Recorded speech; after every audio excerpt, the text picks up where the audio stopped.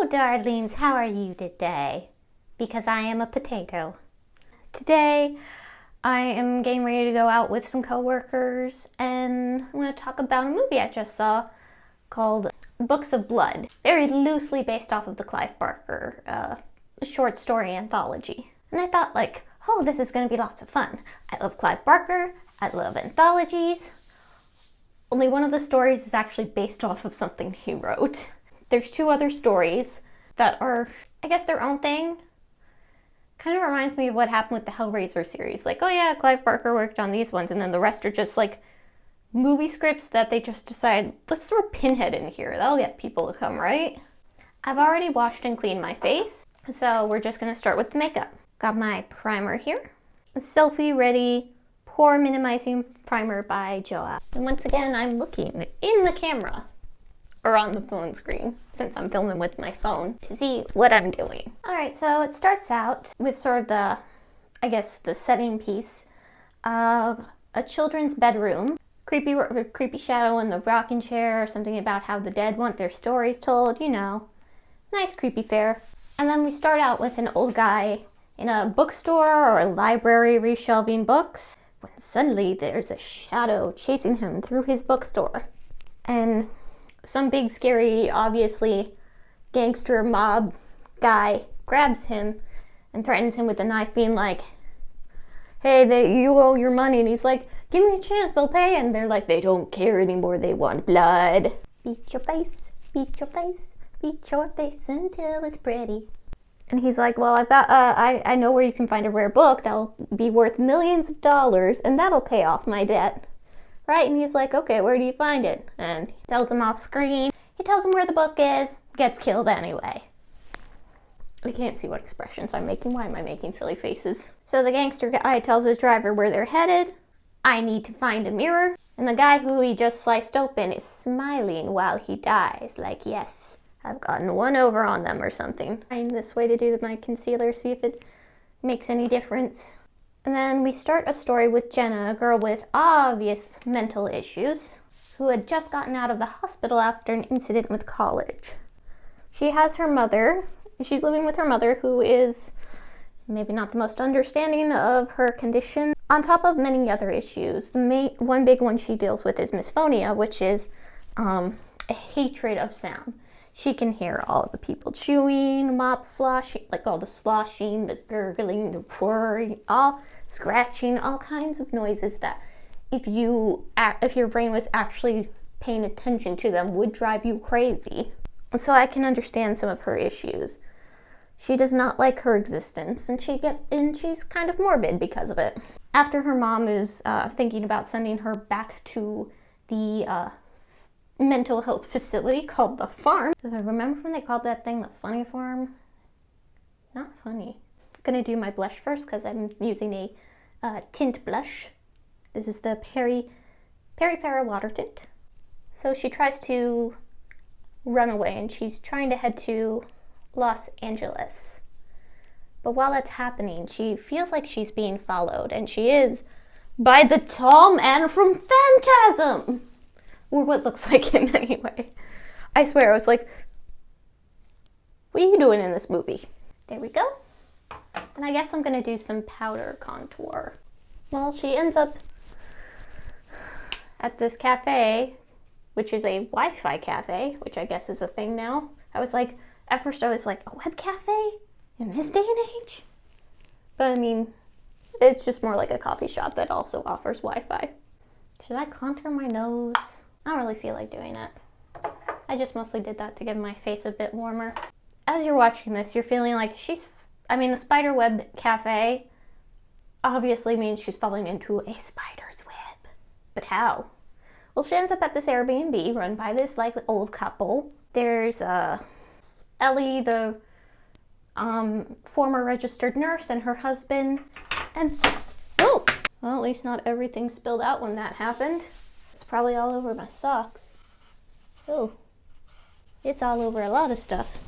But yeah, as she's at the Airbnb, she meets this guy who's totally trying to flirt with her, and she's kind of in a space mentally where she's like, Like, I just, like, something sets me, he sets me off. He comes off creepy to me because, like, she's obviously not in a space for romance, and he's very into her. Well, the couple that run this Airbnb, you're like, obviously, there's something up with them. They're, like, way too nice and kind of like, everyone who comes to our house is family. And I'm like, is it a cult? Is that what you're selling? Are you selling a cult? Are you going to kidnap her for your cult? But no, it's actually, I'm not going to say more horrifying, because cults are horrifying, but, like, differently horrifying. Eye makeup. It's time for eye makeup. I'm going to go with a purple eye today. So I'm going to put on this light, shimmery lavender shade. Well, while she's there, she's hearing noises in the walls because she hears noises everywhere. Turns out there's bugs all over the place.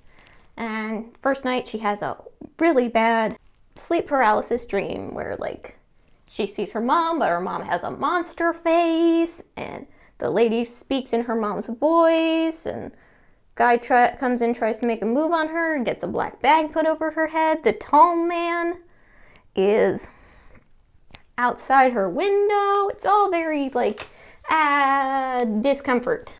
Well, she spends some time with the couple, and they seem like such a nice, understanding couple, which is why they're evil. Never trust a nice, understanding old couple when you cannot locate where their children are. And well, it turns out that their evil thing is that they lure people to their house and make them part of the house. I mean, like, put them in the walls and everything. Their house is full of mummified people who are still alive. They've been, I mentioned before that Ellie, the woman of the house, is a registered nurse. Well, what she does is she vegetabilizes people. And I mean vegetabilize. She, like, ice pick lobotomies, gives them, like, some sort of serum so they stay alive even though they're, like, barely being fed. They sew the eyes shut, all kinds of, like, body horror stuff. And that's what they are going to do to Jenna, because they say it's a way to free people from their pain and from dying alone and all that stuff, blah, blah, blah, psycho talk.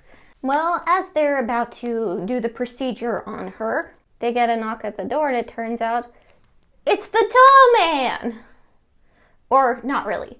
The tall man is the father of Ellie's ex-boyfriend who had killed himself at college, and he wants to talk to Ellie to understand the situation because his son was on the phone with her when he killed himself. Sorry, eyeliner is very delicate business. Where's my concealer? I gotta clean this up. Well, she escapes into the guy's car. Well, they kill the guy, the poor boy's father, the tall man. Jenna escapes into his car, but then they take his car and throw it up with his body in it and throw it off a cliff. Ooh. And we don't know what happens next. Next story. One is called Miles. We have a college professor who gets sent this really creepy videotape about, like, with a naked butt, and it's attached to a guy, and he does some sort of convocation thing, and then the walls are covered in blood and with messages from the dead, supposedly. Where am I at now? Glitter. We need some glitter. Time for glitter. Time for glitter. It's always glitter time for me. And she gets mad about the weird, creepy video, and I'm, like, wondering, why did your secretary leave an unmarked videotape? How did you get an unmarked videotape? Well, turns out this story takes place in probably the 90s or something, but at first I was like, videotapes? In 2020? What? And then the guy who sent her the videotape, Simon, shows up in her office, and he's like, I want to prove to you that I'm a real psychic, and your son's trying to communicate with you, and blah, blah, blah. She's like, you know what my job is? And he's like, apparently your job is, as a college professor, proving frauds. Is there, like, what is it with college professors and, like, debunking frauds? Is there, like, a fraudology course? I didn't see that on the community college thing. Is that only at full universities? What is this, debunking 101? Well, he does his, like, convocation. Again, naked, so we see more butt. Hey! It's a dude's butt. Boo. Again, putting on mascara. Very delicate work. Now for regular mascara. So, He makes a convocation or whatever he calls it, and it doesn't look like it was staged or anything. I mean, he was totally naked. He couldn't have pulled anything out of his ass. And there was a message on the wall. I'm not sleeping, Mommy. Oh, did I mention that, so she has a dead son. He died of cancer, all sad and young, and when he asked while he was dying, Mommy, where do we go when we die? And she said, like, I think we just go to sleep. So the message, I'm not sleeping, Mommy, is, you know, very, I mean, it ties into her story. So she starts believing in him, and she sponsors him, and they get a book deal, and then it turns out he was faking the whole time. The reason why he knows so much information about her dead son is he's and her ex were in the same sobriety program. So she's pissed, but she's not the only one who's pissed. Because you see, the ghosts are pissed as well. I'm gonna do my eyebrows. I know people do their eyebrows before they do their eyes, but I'm like, eh. And so during this big whole like book sponsorship meeting thing, she convinces him to do another fake convocation, except this time it's not fake, for you see she has made a deal with the dead. She gets to be with her son's ghost. And they carve their stories into Simon's flesh, creating the Book of Blood. Ooh. And the last story is we return to Mr. Gangster Dude, who is off to go find this book that the dead book dealer. I cannot find any of my shit. This is why you gotta organize your stuff before you film. So he and his driver buddy, let's see, I've got the cheeks, I've got the eyes, the lips. Gotta do the lips. Oh wait, no. Next we're doing highlighter. My favorite. So the gangster dude, who has a name, but I'm gonna call him Gangster Dude, and his friend is just gonna be called Gangster Dude's friend because I honestly cannot remember his name. They're driving to this place called Ravenmore, where supposedly some sort of spooky, terrible event happened in the past. And this place looks like a trash dump and abandoned on all kinds of stuff. Like, it is a mess. And apparently the driver used to live around there. Creepy stuff, they see creepy shadows and stuff and things and what have you, and the driver says he hears the voice of his mom telling him to go with her. His mom is dead. So he ends up, you know, shooting himself because of the ghost beckoning him to do so. And we find Gangster Guy is in Spooksville all by himself. And when he tries to look around for the place they're looking for, the car, which had been stopped by, you know, ghost business, activates and it starts driving at him until he moves out of the way and it crashes. But when he looks inside, all he finds are rats. So I guess the rats were trying to run him over? So the rats were trying to run him over. Well, he finally finds the place that he was looking for, and it turns out, bum bum bum, it's the house of the debunker lady. And the book he was looking for was the Book of Blood, aka Simon. Well, Bennett's like, you know, give me the book. I'm not here to mess around. I will shoot you, blah, blah, blah. Because, I mean, this is the second person he's killed today.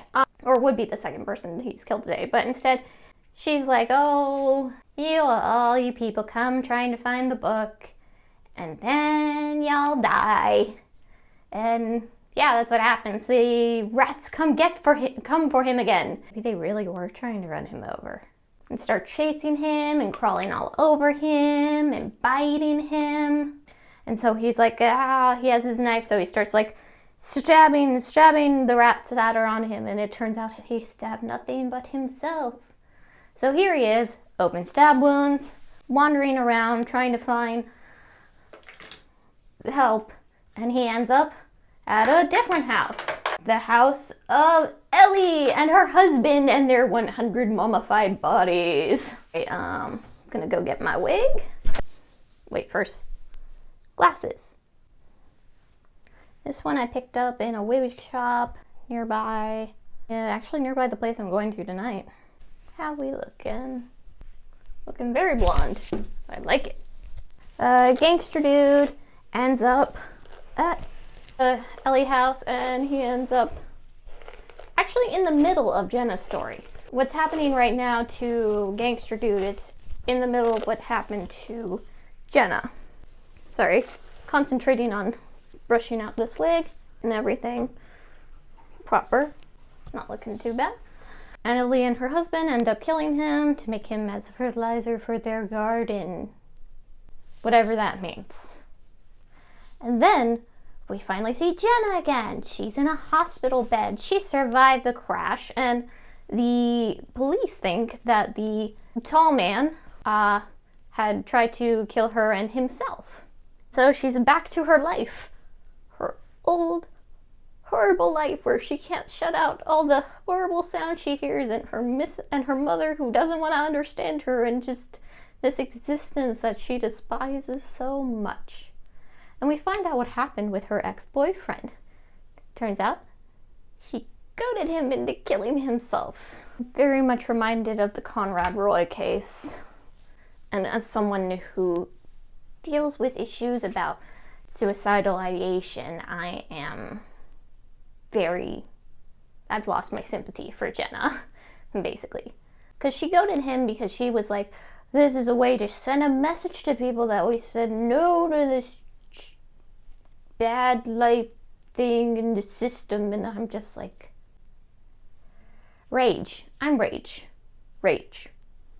So she goes back to the Airbnb because I guess she can't deal with her existence nor the guilt of what she did to that poor guy.